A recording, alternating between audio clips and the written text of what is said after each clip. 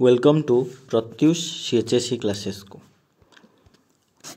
आज आम आलोचना करबा प्लस टू फर्स्ट ईयर रो 13th चैप्टर फ्रेंच रिवोल्यूशन फरासी विप्लव।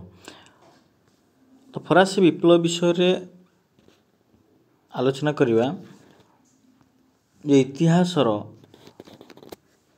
जो गतिपथ इतिहासर प्रवाह माने गतिपथ रे एमिति अनेक समय रे घटना घटी जाए जहाद्वारा कि जुगान्तकारी परिवर्तन मध्य सूचना देखा मिली थाए एवं यही जुगान्तकारी घटना गुड़िक मध्यरु किछि दृष्टि अष्टादश शताब्दी पृथ्वी इतिहास रे एक विशेष स्थानर अधिकारी होई परिछि। अष्टादश शताब्दी माने 1700 मसीहा बुझे पड़ो 1701 रु 1799 1700 तेणु इतिहास पृष्ठा मंडन करिथिबा ए जो विभिन्न विप्लव मध्य 1799 मसीहा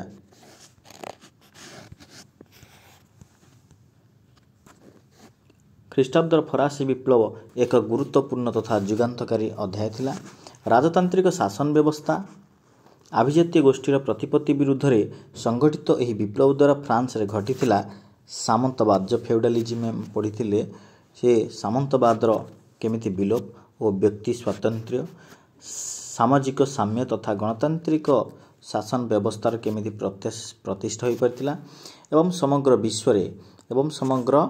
विश्व रे मुक्ति साम्य और भातृत्व equality liberty equality and fraternity. Question आसीबो जे फरासी विप्लवर स्लोगान कौन थिला। फरासी विप्लवर स्लोगान हेथिला लिबर्टी इक्वालिटी एंड फ्रैटर्निटी जे मुक्ति साम्य एवं भातृत्व यह थिला फरासी विप्लवर स्लोगान।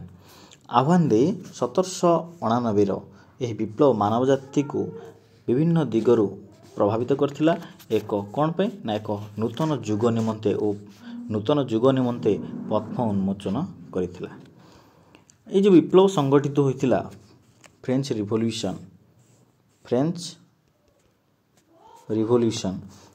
रिवोल्यूशन रो विभिन्न कारण गुड़िक जे विप्लव पंजीभूत जनअसंतोषर परिप्रकाश मात्र।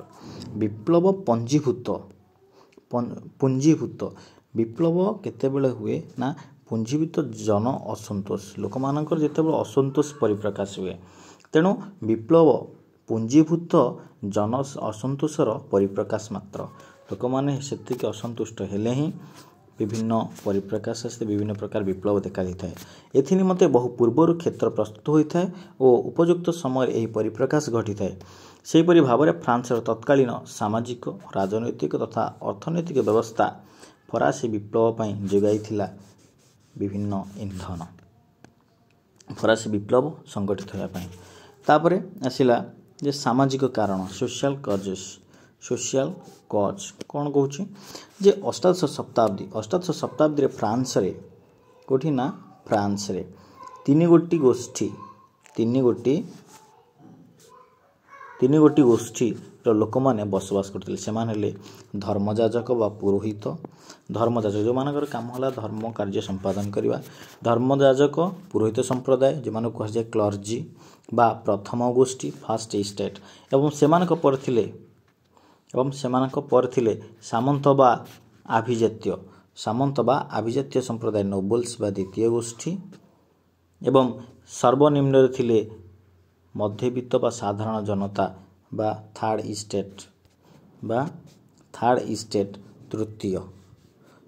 स्टेट सेकेंड फास्ट तले फास्ट को माने रहिले धर्मजाजक बा पुरोहित संप्रदाय जो मान प्रथम गोष्ठी कहगला तापरे सामंत व अभिजातीय संप्रदाय जो मान द्वितीय गोष्ठी कहगला एवं तृतीय रे सर्वनिम्न किए ना मध्यवित्त और साधारण जनता माने ये कृषक कृतदास इत्यादि माने तृतीय श्रेणी रहिले। तेणु प्रथम दुई गोष्ठी थिले सुविधाभोगी गोष्ठी प्रिविलेज्ड और तृतीय गोष्ठी थिले सुविधा वंचित गोष्ठी जो मानक सब प्रकार सुविधार से वंचित होते। प्रचलित प्रवाद अनुसार nobles fight the clergy pray and the people pay अर्थात सामंत माने युद्ध करिथांती धर्मजाजक माने उपासना कार्य करथांती एवं साधारण जनसाधारण कर दियंती। फरासी समाज रे एही सामाजिक वैषम्य जनअसंतोषर मुख्य कारण थिला हैला। तापरे धर्मजाजक गोष्ठी पर आलोचना करिबा जे धर्मजाजक और पुरोहित गोष्ठी एमान थिले फास्ट धर्मजाजक और पुरोहित गोष्ठी जो फास्ट स्टेट थिले समाजर सबुठार ऊपर स्तर रे ओ प्रतिपत्तिशाली। रोमियो कैथोलिक चर्च जो फ्रांस रो धर्म संस्था रोमियो कैथोलिक चर्च राष्ट्र एक पंचमांश भूसंपत्तिर अधिकारी थिला। धर्मजाजक माने सामंत भावरे सामंत प्राप्य आदाय करथिले। एहा व्यतीत प्रत्येक व्यक्तिर आय 1/10 चर्च टिथेस आयर 1/10 चर्च टीथ बा टिथिस आकार रे ग्रहण करथिले कर। एहीपरि भाव धर्मजाजक माने विपुल संपत्तिर अधिकारी थिले। क्रम एही धर्मजाजक गोष्ठी दुर्नीति परायण होई एही धनर सदुपयोग परिवर्ते इंस्टेड ऑफ कौन कले ना दुरुपयोग करथिले।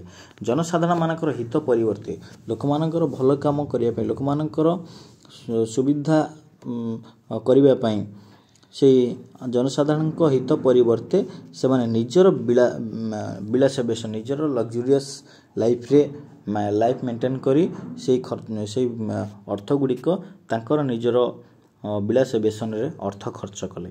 या छड़ा से माने बाध्यतामूलक विवाह कर जन्म कर मृत्यु कर आदि करमान आदाय करथिले जनसाधारण मान ठारू जनसाधारण को आदाय करी जनसाधारण को शोषण करने को लगिले कारण से माने निम्न श्रेणी रहिले ना तेणु से माने उच्च स्तर व्यक्ति मान को किछि कहि पारु नथिले। राजकोष को सामान्य अर्थ दे से माने एक शोषक श्रेणी रे परिणत होइतिले। राजकोष को सामान्य अर्थ दे ए जो ऊपर श्रेणी व्यक्ति माने एवं चारित्रिक स्खलन नैतिक अधोपतन हेबा द्वारा से माने हराइतिले ए जनसाधारण को आखिरे सम्मान और मर्यादा जनसाधारण को आखि आगे आखिरे से माने निजर सम्मान और मर्यादा हराइतिले। एपरि भाव में चर्च गुड़िक दुर्नीति पीठस्थली रे परिणत होता। यह फरासी मानक मध्य सृष्टि करथिला तीव्र प्रतिक्रिया। एवं तापर सामंत गोष्ठी पर आलोचना करिबा जे धर्मजाजक मानक पर समाज रे द्वितीय स्तर रे रहिथिले सामंत गोष्ठी बा सामंत माने सुविधाभोगी गोष्ठी अंतर्भुक्त होई प्रभुत्व संपत्तिर बा भूसंपत्तिर अधिकारी थिले। फ्रांस रे सामंत प्रथार संपूर्ण विलोप घटी नथिबारु से माने सामंत कर फेउडाल ड्यूज आदाय करने सहित सैन्य बाहिनी और शासन व्यवस्था रे उच्च पदवी सब अलंकृत करते उच्च पदवी रे अधिष्ठित होते। किंतु कालक्रमे पराक्रमी राजांक शासन काल रे सेमानकर आवश्यकता नथिला तेणु सेमाने अपर्याप्त धन संपत्तिर अधिकारी होई विलास बेसन निजर समय को सेमाने अतिबाहित करने को लगिले। जनसाधारण को विभिन्न उपाय रे शोषण करी सेमाने परोपजीवी गोष्ठी रे परिणत हेले। एहीपरि एक परांगपुष्ट श्रेणी प्रति सृष्टि हैला जनसाधारण मानकर विद्वेष एवं घृणा भाव। तापर देखिबा जे मध्यवित्त और जनसाधारण गोष्ठी फरासी समाज रे तृतीय स्तर रे थिले सबुठारो मध्यवित्त एवं जनसाधारण माने कृषक कृतदास चाकर मध्यवित्त और बुर्जोइज गोष्ठी थिले चिकित्सक को माने थिले ना ये गोष्ठी थिले चिकित्सक शिक्षक आईनजीवी व्यवसायी इत्यादि। आर्थिक दृष्टि एही मध्यवित्त गोष्ठी थिले किछि परिमाण रे स्वच्छल विद्या बुद्धि रे सेमाने सामंत तथा धर्मजाजक मानक ठारू यथेष्ट उन्नत थिले। एही चिकित्सक शिक्षक आईनजीवी व्यवसायी माने सेमान थिले समस्त सुविधा सुजोग वंचित कारण माने निम्न श्रेणी व्यक्ति माने तृतीय श्रेणी लोक माने थर्ड स्टेट। आर्थिक स्वच्छलता थिबा सत्त्वे प्रथम दुई गोष्ठी सेमानक निम्न चक्षुरे देखुथिले कौनसी सामाजिक संपर्क रखुनथिले तेणु प्रचलित सामाजिक वैषम्य तथा शासन सुविधा विरुद्ध शासन व्यवस्था विरुद्ध यही गोष्ठी उठाई प्रतिवादर स्वर कारण एमाने अनेक असुविधार सम्मुखीन होउछन्ते एवं एमानकु से उपर श्रेणी लोक माने धर्मजाजक हुअन्तु सामंत माने सम्भ्रांतीय श्रेणी व्यक्ति माने हुअन्तु तांको अनेक प्रकार शोषण करिथान्ति जहाद्वारा कि से माने प्रतिवादर स्वर उठाइथिले साधारण जनता मध्य जनसचेतनता सृष्टि करी एमाने ही थिले फरासी विप्लवर मुख्य कर्णधार को माने एई थर्ड स्टेट रो पीपल माने नेपोलियन को भाषा रे it is vanity that created the revolution liberty was only an excuse এই কথাটি नेपोलियन कहिथिले अर्थात मध्यवित्त अर्थात तार अर्थ कोन ना मध्यवित्त गोष्ठीर आत्माभिमान ही फरासी विप्लव सृष्टि करथिला मुक्ति एक बाहाना मात्र एथि निमंते विप्लव को मध्यवित्त श्रेणी विप्लव बा बुर्जुइज रिवोल्यूशन मध्य कहा जाय। तृतीय स्तर रे थिबा लोक माने थिले साधारण तो कृषक और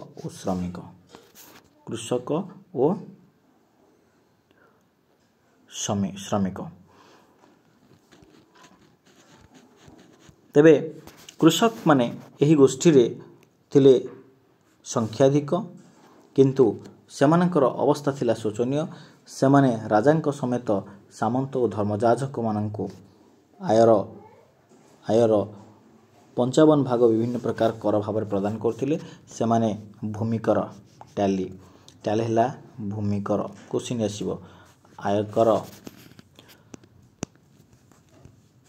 लवण कर को कौन कहला जो लवण कर ग्रहण कराउथले से लवण कर ना कौन गैबेल लवण कर पथ कर करभी एवं गिरजा कर टीथे आदि प्रत्यक्ष व परोक्ष भाव परोक्ष कर प्रदान करी सर्वस्वांत हो जाउथिले एई निम्न श्रेणीर व्यक्ति माने अवशिष्टांश जीवन निर्वाह करबा थिला कष्टकर एपरि भावरे कर भावरे निष्पेषित और सुविधाभोगी गोष्ठी द्वारा शोषित होई एही कृषक माने अत्यंत दयनीय जीवन यापन करथिले। What is third state everything what has it been nothing what does it want to be something अर्थात समाज रे तृतीय गोष्ठी सबकिछि होई मध्य समस्त सुविधा सुजोगरु वंचित तेणु एहार नार्य प्राप्य पाई इच्छुक राजनैतिक कारण उपर आलोचना करिबा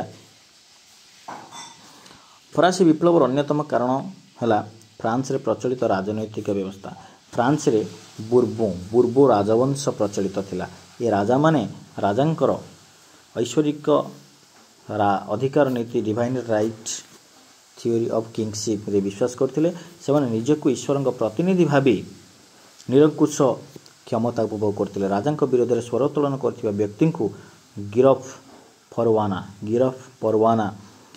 बल रे बंदी करा जाउथला एपरि भाबरे फ्रांस रे प्रचलित थिला स्वेच्छाचारी राजतंत्र व्यवस्था फरासी शासक नीति और कुशासन उपरे एक दृष्टिपात निम्न रे आमे वर्तमान आलोचना करिबा जे चतुर्दश लुई सम्राट चतुर्दश लुई 1643 ख्रीष्टाब्द रे सिंहासन आरोहण करथिले से थिले सबु क्षमतार अधिकारी एवं he declare that I am the state एवं से कहते चतुर्दश लुई कौन कहते से घोषणा करते मु ही राष्ट्र आई एम द स्टेट ओके तांको मुख निसृत बाणी थिला ही आईन कहार ना चतुर्दश लुईंकर तांकर स्वेच्छाचारिता जनसंतोषर मुख्य कारण थिला राजधानी प्यारिस ठारू 19 किलोमीटर दूर रे अवस्थित ଭର୍ସାଇ ରାଜପ୍ରାସାଦ ଭର୍ସାଇଲ୍ ପ୍ୟାଲେସ୍ ସେ ଅବସ୍ଥାନ କରୁଥିଲେ। ଏ ପ୍ରକାର ବିଳାସପୂର୍ଣ୍ଣ ପ୍ରାସାଦ ନିର୍ମାଣ ନିମନ୍ତେ ସେ ରାଜକୋଷରୁ ବିପୁଳ ଅର୍ଥ ମଧ୍ୟ ବ୍ୟୟ କରିଥିଲେ। ଏହି ପ୍ରାସାଦରେ ଥିବା ଦର୍ପଣ କକ୍ଷ ହଲ୍ ଅଫ୍ ମିରର୍ସ ଥିଲା ରାଜାଙ୍କର ବିଳାସ ତଥା ଆମୋଦ ପ୍ରମୋଦର ଏକ ପ୍ରତୀକ। ଏଠାରେ ରାଣୀ ଓ ସାମନ୍ତବର୍ଗଙ୍କ ସହିତ ଆନନ୍ଦରେ ସମୟ ଅତିବାହିତ କରି ରାଜା ଶାସନ କାର୍ଯ୍ୟରେ ଅବହେଳା ପ୍ରଦର୍ଶନ କରୁଥିଲେ। କାରଣ ସେଇ ଆମୋଦ ପ୍ରମୋଦରେ ଅଧିକ ସମୟ ବିତାଉଥିଲେ, ଯାହାଦ୍ୱାରା କି ରାଜକାର୍ଯ୍ୟରେ ଅଧିକ ମନୋନିବେଶ କରିପାରୁନଥିଲେ। ଏହି ରାଜା ଶାସନ କାର୍ଯ୍ୟରେ ଅବହେଳା ପ୍ରଦର୍ଶନ କରୁଥିଲେ। ତାପରେ ପଞ୍ଚଦଶ ଲୁଇସ୍ 15। ପଞ୍ଚଦଶ ଲୁଇଙ୍କର ଶାସନ କାଳ ଥିଲା ଖ୍ରୀଷ୍ଟାବ୍ଦ 1715 1774। 1715 1774 ଥିଲା କାହାର? ଲୁଇସ୍ 15। ଓକେ, ତେବେ ସେ ମଧ୍ୟ ଚତୁର୍ଦ୍ଦଶ ଲୁଇଙ୍କ ପରି ଶାସନ କାର୍ଯ୍ୟ ପ୍ରତି ଧ୍ୟାନ ନ ଦେଇ ଭର୍ସାଇଲ୍ ପ୍ୟାଲେସରେ ବିଳାସ ବେସନରେ ସମୟ ଅତିବାହିତ କରୁଥିଲେ।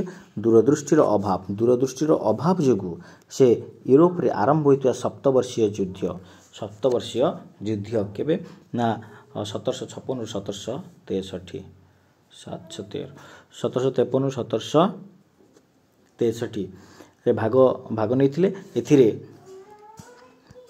ଏଥିରେ ଫ୍ରାନ୍ସର ପରାଜୟ ହେବା ସଙ୍ଗେ ସଙ୍ଗେ ଆର୍ଥିକ ଦୃଷ୍ଟିରୁ ଫ୍ରାନ୍ସ ମଧ୍ୟ ଦୁର୍ବଳ ହୋଇପଡ଼ିଲା।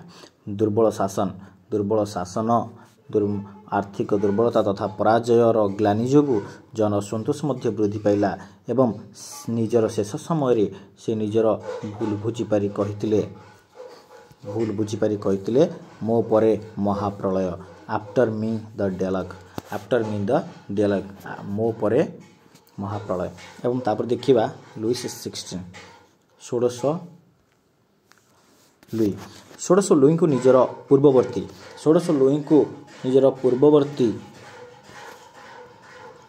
ରାଜାଙ୍କର କୁଶାସନ ଏବଂ ଅପରିଣାମଦର୍ଶିତାର ମୂଲ୍ୟ ଦେବାକୁ ପଡ଼ିଥିଲା। ଅଷ୍ଟ୍ରିଆର ସୁନ୍ଦରୀ ରାଜକୁମାରୀ ମେରି ଏନ୍ତୋଇନେଙ୍କ ତାଙ୍କ ସହିତ ବିବାହ ମଧ୍ୟ ତାଙ୍କ ପାଇଁ ଦୁର୍ଭାଗ୍ୟର କାରଣ ଥିଲା ଏବଂ ରାଣୀ ଥିଲେ ଅତ୍ୟନ୍ତ ଗର୍ବୀ ଏବଂ ଉଦ୍ଧତ।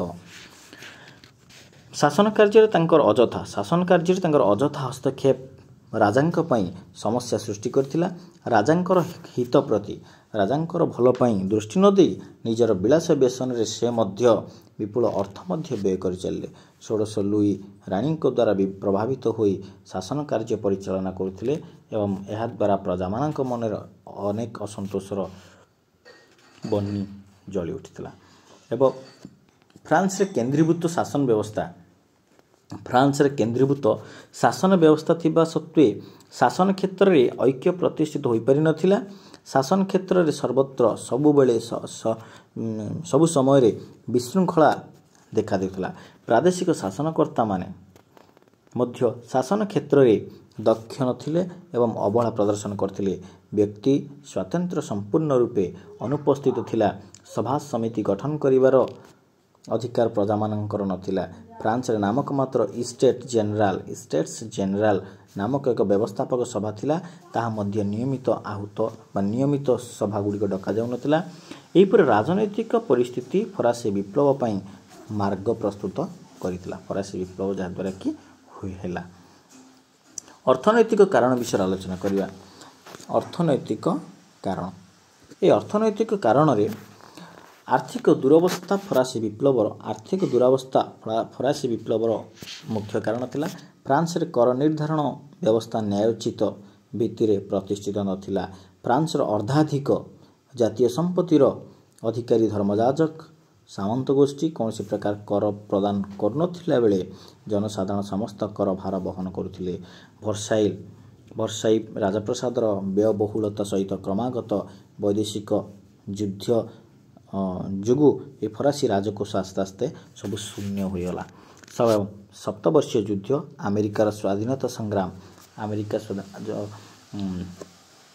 ଆମେରିକା ସ୍ୱାଧୀନତା ସଂଗ୍ରାମ ରେ ଯୋଗ ଦେଇ ଫ୍ରାନ୍ସ ବ୍ୟୟ କରିଥିଲା ଅପର୍ଯ୍ୟାପ୍ତ ଅର୍ଥ ଗୁଡ଼ିକ ଖାଲିରେ ଖର୍ଚ୍ଚ କରିଥିଲା। ରାଷ୍ଟ୍ରର ଋଣଭାର କ୍ରମାଗତ ଭାବରେ ବୃଦ୍ଧି ପାଇଲା ଏବଂ ଏପଟୁ ରାଜକୋଷ ଶୂନ୍ୟ ହୋଇଯାଉଥିଲା।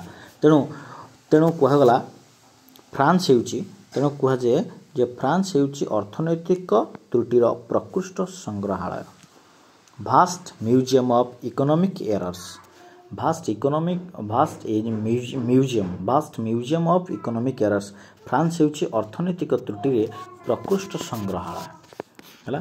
ତେଣୁ ପଞ୍ଚଦଶ ଲୁଇଙ୍କ ପରେ ଷୋଡ଼ଶ ଲୁଇଙ୍କ ପକ୍ଷରେ ମିତବ୍ୟୟିତା ଅବଲମ୍ବନ ଦିଗରେ ଯଥାର୍ଥ ପଦକ୍ଷେପ ନେବା ସମ୍ଭବ ହୋଇପାରିଲା ନାହିଁ।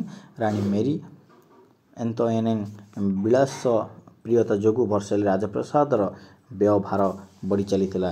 ଏହି ସମୟରେ ଫ୍ରାନ୍ସର ଗୁରୁତର ଆର୍ଥିକ ସଂକଟର ସମ୍ମୁଖୀନ ହୋଇପାରିଥିଲା। ଜାତୀୟ ଆୟର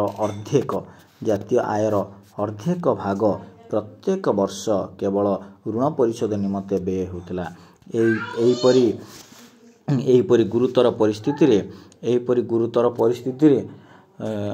ଷୋଡ଼ଶ ଲୁଇ ଆର୍ଥିକ ସମସ୍ୟାର ସମାଧାନ ନିମନ୍ତେ ଟର୍ଗଟ୍ ଦ ଫାଇନାନ୍ସ ମିନିଷ୍ଟର ଟର୍ଗଟ୍ ନାମକ ବିଶିଷ୍ଟ ଅର୍ଥନୀତିଜ୍ଞଙ୍କୁ ଅର୍ଥ ସଚିବ ପଦବୀରେ ନିଯୁକ୍ତି ଦେଇଥିଲେ। କିନ୍ତୁ ତାଙ୍କର ମିତବ୍ୟୟିତା ଓ ବିଜ୍ଞନୀତି ଯୋଗୁଁ ଫ୍ରାନ୍ସର ଆର୍ଥିକ ଅବସ୍ଥାରେ କିଛି ସୁଧାର ଆସିଥିଲେ ହେଁ ତାହା ରାଣୀ ତଥା ସାମନ୍ତବର୍ଗଙ୍କ ଦ୍ୱାରା ଗ୍ରହଣୀୟ ହୋଇନଥିଲା। ଶେଷରେ ରାଣୀଙ୍କ ପ୍ରରୋଚନାରେ ରାଜା ଷୋଡ଼ଶ ଲୁଇ ତାଙ୍କୁ ବିଦାୟ ଦେଇଥିଲେ। କାହାକୁ ନା ଟର୍ଗଟ୍ ଦ ଫାଇନାନ୍ସ ମିନିଷ୍ଟର 1776 ଖ୍ରୀଷ୍ଟାବ୍ଦରେ। ପରବର୍ତ୍ତୀ ସମୟରେ ଦାୟିତ୍ୱ ନେଇଥିଲେ Necker also he was a finance minister. Necker ସେ ଫରାସୀ ଜନସାଧାରଣଙ୍କୁ ଦେଶର ଆର୍ଥିକ ପରିସ୍ଥିତି ସମ୍ବନ୍ଧରେ ସଚେତନ କରାଇବା ନିମନ୍ତେ ରାଜ୍ୟର ଆୟ ବ୍ୟୟର ବିବରଣୀ ପ୍ରକାଶ କରିଥିଲେ। ରାଣୀ ସ୍ୱାର୍ଥାନ୍ୱେଷୀ ଗୋଷ୍ଠୀଙ୍କ ଦ୍ୱାରା ଏହା ମଧ୍ୟ ଗ୍ରହଣୀୟ ନ ହେବାରୁ ନେକର 1781 ଖ୍ରୀଷ୍ଟାବ୍ଦରେ କାର୍ଯ୍ୟରୁ ମଧ୍ୟ ଅନ୍ତର ହୋଇଥିଲେ। ଏବଂ ଏହାପରେ ଆସିଥିଲେ Calonne also he was a finance minister. ଆର୍ଥିକ ଅନାଟନ ପରିପୂରଣ ଦିଗରେ ପରାମର୍ଶ ଦେବା ପାଇଁ ନିଯୁକ୍ତି ହୋଇଥିଲେ। ସେ ଗୋଷ୍ଠୀ ନିର୍ବିଶେଷରେ ସମସ୍ତଙ୍କ ଉପରେ କର ଲାଗୁ କରିବା ପାଇଁ ପ୍ରସ୍ତାବ ଦେଲେ, କାରଣ ସାଧାରଣ ବର୍ଗର ଲୋକମାନେ ଅଧିକ କର ଦେବା ପରିସ୍ଥିତିରେ ନଥିଲେ। ତାଙ୍କ ପାଖରୁ ସବୁ ଧନ ସମ୍ପତ୍ତି ଯାଇଥିଲା ହେରି। ତେଣୁ ତାଙ୍କର ଏକ ପ୍ରକାରର ପ୍ରସ୍ତାବରେ ଉଚ୍ଚ ସାମନ୍ତ ବର୍ଗ ଅତ୍ୟନ୍ତ କ୍ଷୁବ୍ଧ ହେଲେ, କାରଣ ସେମାନେ କୌଣସି ପ୍ରକାର କର ଦେବା ସପକ୍ଷରେ ନଥିଲେ। ତେଣୁ କ୍ୟାଲୋନି ମଧ୍ୟ ବାଧ୍ୟ ହୋଇ କାର୍ଯ୍ୟରୁ ଅବ୍ୟାହତି ନେଲେ ଏବଂ 1787 ଖ୍ରୀଷ୍ଟାବ୍ଦରେ ବ୍ରେନି ହେଲେ ଫ୍ରାନ୍ସର ଅର୍ଥ ସଚିବ। ଦେଶର ଆର୍ଥିକ ଅବସ୍ଥା କ୍ରମେ ଗୁରୁତର ହେବାକୁ ଲାଗିଲା। ବାଧ୍ୟ ହୋଇ ରାଜା ତିନୋଟି ଇଷ୍ଟେଟ୍ର ପ୍ରତିନିଧି ମାନଙ୍କର ସଭା meeting of the states general ଡାକିବାକୁ ଘୋଷଣା ହେଲେ ଏବଂ ଏଥିରୁ ହିଁ ଆରମ୍ଭ ହୋଇଥିଲା ବିଦ୍ରୋହର ସୂତ୍ରପାତ। ତାପରେ ଦେଖିବା ଆମେ ବୌଦ୍ଧିକ କାରଣ। ଅଷ୍ଟାଦଶ ଶତାବ୍ଦୀକୁ ସଚେତନତାର ଯୁଗ ବୋଲି କୁହାଯାଏ। ଅଷ୍ଟାଦଶ ଶତାବ୍ଦୀକୁ କ'ଣ ନା ସଚେତନତାର ଯୁଗ, ଏଜ୍ ଅଫ୍ ଏନଲାଇଟେନମେଣ୍ଟ କୁହାଯାଏ। କାରଣ ସମସ୍ତଙ୍କୁ ସଚେତନ କରାଇବା ପାଇଁ ଏହି ସମୟକୁ ବ୍ୟବହାର କରୁଥିଲେ ଏବଂ ସମସ୍ତଙ୍କୁ ବୁଝାଇବାକୁ ମଧ୍ୟ ଚେଷ୍ଟା କରାଯାଉଥିଲା। ଫ୍ରାନ୍ସର ସାମାଜିକ, ରାଜନୈତିକ, ଅର୍ଥନୈତିକ ବ୍ୟବସ୍ଥାକୁ ଦାର୍ଶନିକ ଓ ଲେଖକ ଗଭୀର ସମାଲୋଚନା କରି ଏହାର ବୈପ୍ଳବିକ ପରିବର୍ତ୍ତନ ପାଇଁ ଚିନ୍ତା କରିଥିଲେ ଯେ ସମସ୍ତଙ୍କୁ କେମିତି ସଚେତନ କରାଇପାରିବା, ଯେ ସେମାନଙ୍କର ମତ ଓ ମନ୍ତବ୍ୟ ଫରାସୀମାନଙ୍କୁ ବିପ୍ଳବାଭିମୁଖୀ କରିବା ମାନେ ବିପ୍ଳବ ଆଡ଼କୁ ଆଗେଇ ଆସିବା, ବିପ୍ଳବମୁଖୀ କରିବା ସଙ୍ଗେ ସଙ୍ଗେ ସେମାନଙ୍କ ମନରେ ଆଶାର ସଞ୍ଚାର କରାଇଥିଲା। ଏହା ନୂଆ ଦର୍ଶନ ଚିନ୍ତାଧାରାର ପୁରୋଧା ଥିବା ଦାର୍ଶନିକ ତଥା ଚିନ୍ତାନାୟକମାନଙ୍କ ମଧ୍ୟରେ ଅଗ୍ରଣୀ ଭୂମିକା ନେଇଥିଲେ। କିଏ? ମଣ୍ଟେସ୍କ୍ୟୁ, ଭୋଲ୍ଟାୟାର ଏବଂ ରୁସୋ ଏମାନେ ନେଇଥିଲେ ମୁଖ୍ୟ ଭୂମିକା। ତେବେ ଦେଖିବା ମଣ୍ଟେସ୍କ୍ୟୁ। ପ୍ରଥମେ Montesquieu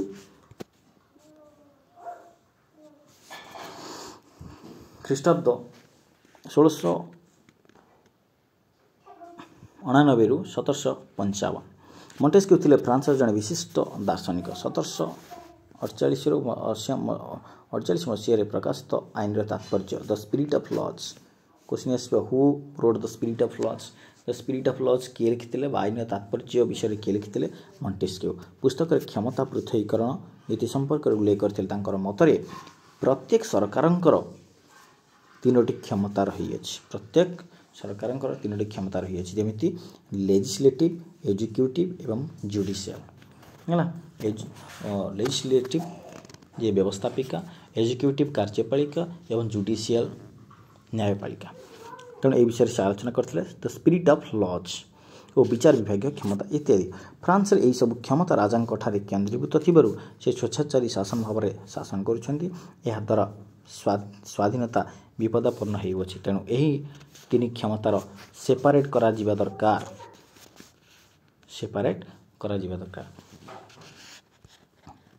separation of power theory ହେଲା, ସେପାରେସନ୍ ଅଫ୍ ପାୱାର ଥିଓରି।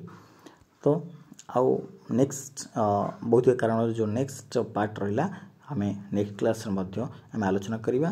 ଏବଂ ଯେଉଁମାନେ ମୋ ଚ୍ୟାନେଲକୁ ଫାର୍ଷ୍ଟ ଟାଇମ୍ ଭିଜିଟ୍ କରିଛନ୍ତି ତ ପ୍ରଥମେ ଲାଇକ୍, କମେଣ୍ଟ ଆଣ୍ଡ ସବସ୍କ୍ରାଇବ୍ ମଧ୍ୟ କରିଦିଅନ୍ତୁ, ଯାହାଦ୍ୱାରା କି ଏମିତି ଅନେକ ଶିକ୍ଷଣୀୟ ଭିଡ଼ିଓ ମଧ୍ୟ ପାଇପାରିବା। ଏବଂ ତୁମ ସାଙ୍ଗମାନଙ୍କୁ ମଧ୍ୟ ସେୟାର କର। ଏବଂ ଏହାର PDF ମଧ୍ୟ ମୁଁ ଗ୍ରୁପରେ ମଧ୍ୟ ମୁଁ ଦେଇଦେବି ହେଲା। ତ ଟେଲିଗ୍ରାମରେ ମଧ୍ୟ ମୋର ଚ୍ୟାନେଲ୍ ଅଛି ଯେ ପ୍ରତ୍ୟୁଷ HSC କ୍ଲାସେସ୍, ତାକୁ ମଧ୍ୟ ସର୍ଚ୍ଚ କରିକି ମଧ୍ୟ ଜଏନ୍ ହୋଇପାରିବେ। Thank you.